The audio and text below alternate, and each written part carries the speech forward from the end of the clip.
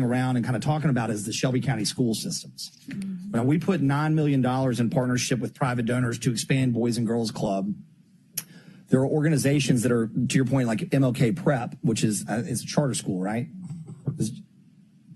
Yeah. What is that? Yeah, okay. So they have a little bit of more autonomy. And I'm not trying to bust the school system, which is kind of a favorite thing at times. But the reality is like there's a huge issue. If you talk to Michaelin about what's going on and what she sees just at Hamilton, it's not even truancy. You've got kids showing up, walking out, to your point. They don't care about school. Right. It is and it isn't. And I can't fix the school system. Like, that's not my job. But one of the things that we can do that I'm interested in hearing about is there are demonstrated outcomes of replacing SROs with substitute teachers around the country. And I'm wondering if that's not a place that GVIP as a multi-agency group can start to pilot out, right? So like we fill schools with officers and we talk about having a teacher retention problem, seemingly substituting or supplementing SROs with a substitute history teacher in a classroom in a hallway may have better outcomes for how we interact with students, because teachers have a different approach and a different demeanor and a different way that they engage with students than a law enforcement officer were, especially since we know that we have a shortage of officers out on the ground where I'd like to have them versus in the school. So my ask would be for you guys to look at collaborating and utilizing your platform, your role, and piloting a program that takes an SRO or supplements SROs with hiring substitute teachers on a more permanent role in that role. I'm not saying you can't have an SRO trying to make sure guns don't come into schools, but roam in the hallways, maybe a substitute teacher might be a better fit. Again, there's some really good data out there about that, but yeah, hit it up, man.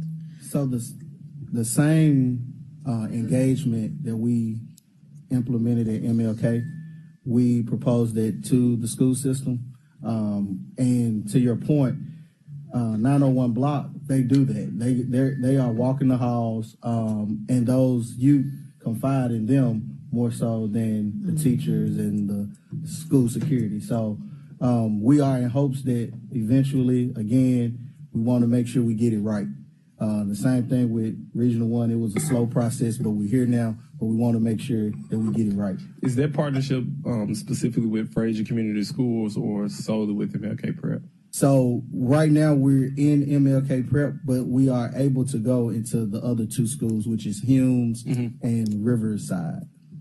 So, Mr. Smiley, we also, outside of the GVIP, just with the Blanc Squad, we're also at Raleigh, Egypt. We're at Booker T. Washington High School. We have relationships with different administrators.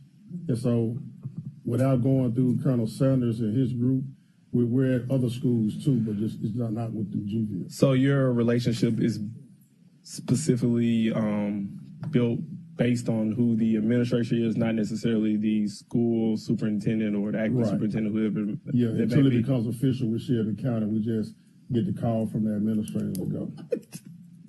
That's great. Okay. So the reason I'm asking that question specifically is, we're passing a lot of resolutions and we're talking about what other entities should be doing. It sounds like we should be, putting some pressure on the school board and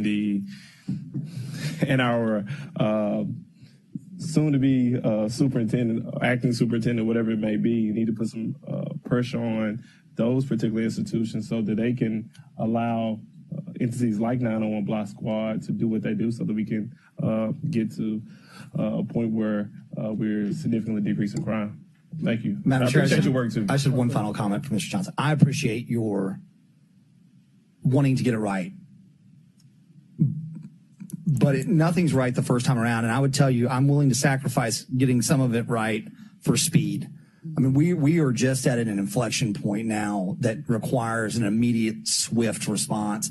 But I do appreciate the intention and approach to have the data to make right decisions. No one wants us to be reckless, but at the end of the day, we've got a lot of groups that have been doing it for a long time that know the way to do it, that we've got to get working. So, again, I'll leave you with this. Budget season is coming. I understand the mayor is going to present his budget, but then it becomes ours. And this body wants to support this initiative in a much more significant way so that it can be scalable and we can see real metadata changes and real trends start to reverse themselves. And you guys are the tip of the spear. So please come with an ask and tell us how we can do it. Thank you, Madam Chair. Thank you. Appreciate that. Also, I want to make certain that when we look at the budget request, that it makes certain that we do scale up and put the resources in those entities. A lot of times in Memphis, we have money come down and it pans out to a whole bunch of different administrative type of things. And then by the time it gets down to the bottom, to the people on the ground, there's not a lot of resources there. So we want to make sure, I think I hear my colleagues saying as well, that groups like this, if we have to, get those that have a successful outcome or record or have success, get those groups who are already in place instead of starting something new. If they have a track record and they have relationships and we don't, that's pretty much where we should be funding. So we appreciate you all for that. Go ahead, sir. I think one of the things that probably is going to scale this and make the urgency known is just like we did with COVID, where we had a COVID task force where the city led and called other groups to a task force type situation. We need a violence task force where the GVIP group is leading this task force, but we're calling everybody else to the table and we're having regular meetings and regular reporting and talking back and forth with each of these groups to try to get moving. So I would propose that you guys consider, how do we bring that about?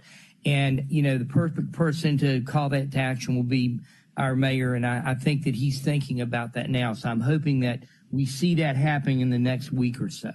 Thank you. All right. Councilwoman Robinson. I would love to have an opportunity to talk to you about 4 things. One is truancy. Does anybody in this room know how many students are truant? Tell us what it is. What is it? How many? Oh, but I don't know the numbers specifically, but yeah.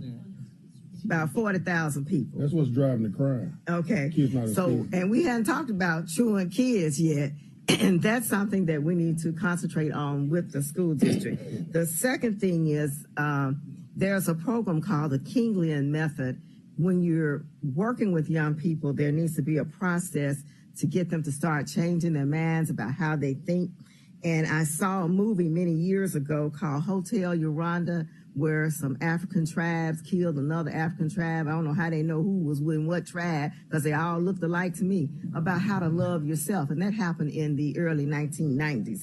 And Next Friends used to be at juvenile court. And those are the 4 things we need to try to integrate: training, relationship, and get those truant kids off the street, because I guarantee you they're causing a lot of problems because they're not in school. And not only are they causing problems for themselves, but for the city and the taxpayers, because when they don't go to work and don't finish school, then we got to support them in other ways. If we can get those young people off the street, we will be doing our city great good. Thank you. And please don't forget, I want to talk to you about truancy, the Kinglian Method, Next Friends, and Hotel Yolanda. All right. Thank you, Chief Ryan, as we close that segment. I just want to make 2 comments really quickly. So we are meeting with those folks weekly. We bring a collaboration of a lot of different agencies together and talk weekly about this issue. And just to the point of scaling up and the speed with which we scale up, we don't want to create a situation where the program loses its name credit for being able to help people and be supportive. So we're being very careful and intentional about that, because once we're discredited, then we're ineffective. So that's the reason why we're just doing what we need to do to be intentional, but scale up still as fast as we can. And we've done that work to scale up, and we're at a very high functioning phase right now. We know there's way more to do, and we'll come back and have more discussion about that. Okay, thank you. Anyone else have anything else on this topic? Okay, if not, thank you for that. We're going to go to item number 3. It is an update on the, thank you all for your presentations and information. Absolutely. Update on the internal investigation of Mr. Tyre Nichols' case requested by myself. Chief, think if you would give us your name and address. Good morning. Good morning. I'm Jennifer Sink, Chief Legal Officer for the City of Memphis, 125 North Main, Memphis, Tennessee. So I just, I know I've been here a couple times. Let me just start, I guess, with a little bit of background, just so we're all on the same page. So the Memphis Police Department and the Memphis Fire Department have been conducting administrative investigations to determine if any employees violated policies with respect to their involvement in the Tyre Nichols matter. These are not criminal investigations. These are administrative investigations. At this stage, the investigation has been concluded. We have had hearings for all of the employees who have been charged to date, and we are prepared to begin to release information to the public. We are uploading approximately 20 hours of video and audio from police video that we will be releasing hopefully tomorrow afternoon, that we are on task to release that tomorrow afternoon. We're going to do it in a public way. It's going to be very similar to the manner that we released the video, the initial 4 videos several weeks ago. The platform will be Vimeo. The Director of Communications will release publicly the link. It's a series of videos, and we'll also advise the timing of when the videos will be ready to be reviewed. We're going to also begin to release records related to the charges and the administrative investigations. The initial kind of charges and disciplinary decisions will be posted on Wednesday, and we are working on redactions for the remainder of the ISB file. And once those redactions are completed, the rest of the file will be posted as well. Overall, the investigation resulted in 4 Memphis Fire Department personnel being charged and 13 Memphis Police Department personnel being charged. More details will be provided tomorrow, but in the aggregate of the 4 Memphis Fire Police Department personnel, 3 resulted in termination and 1 received a suspension. In respect to the 13 Memphis Police Department who were charged, 7 were terminated, 3 officers received a suspension, 2 had their charges dismissed, and 1 individual resigned in lieu of termination.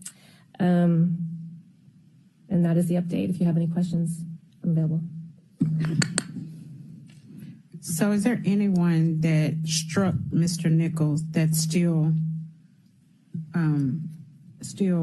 part of MPD or Memphis Fire Department?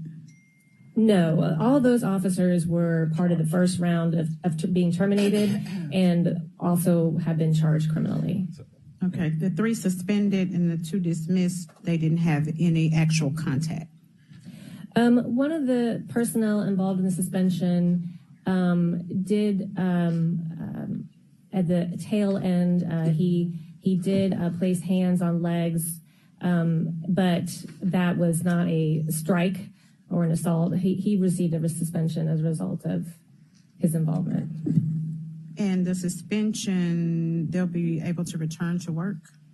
Yes, they will receive a period of suspension involves a period where they do not work without pay, and then they're able to return to work. Yes.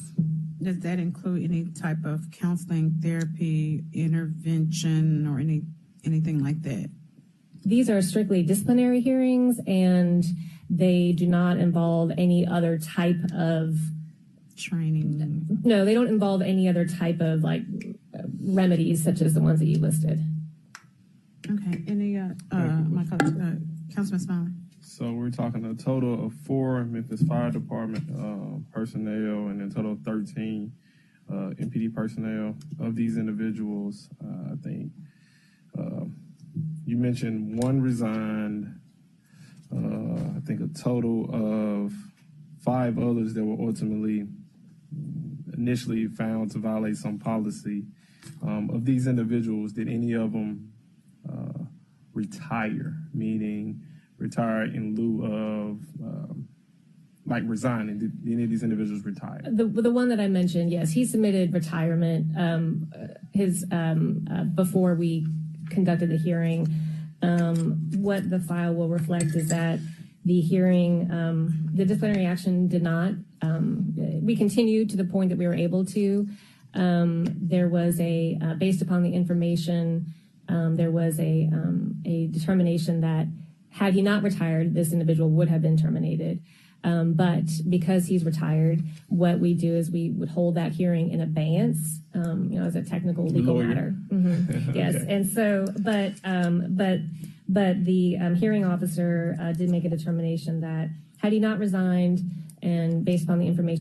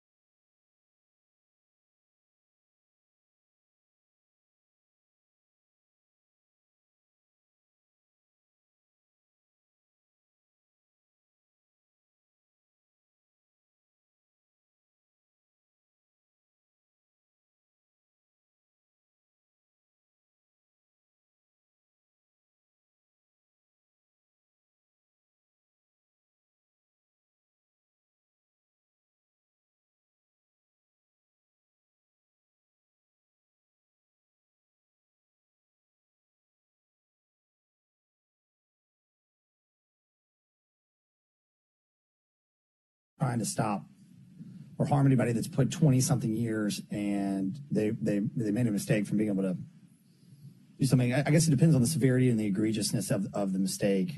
And I'm kind of thinking on the fly, which is dangerous. But at the end of the day, you really do have an issue where that becomes an easy out. And for me, I just don't like the idea of that being circumventing the hearing itself as basically saying, I quit, so now I don't have to have the hearing. I mean, this body has the ability to subpoena people. For me, I just don't like the idea of not at least having the hearing. Anyway, I think JB had a couple comments, but thank you, Madam Chair. I think my particular comments go toward what Councilman Carlisle was discussing.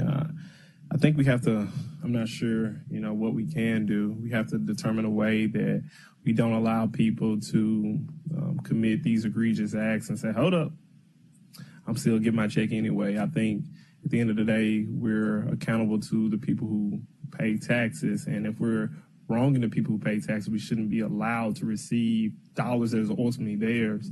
I think we have to figure out how to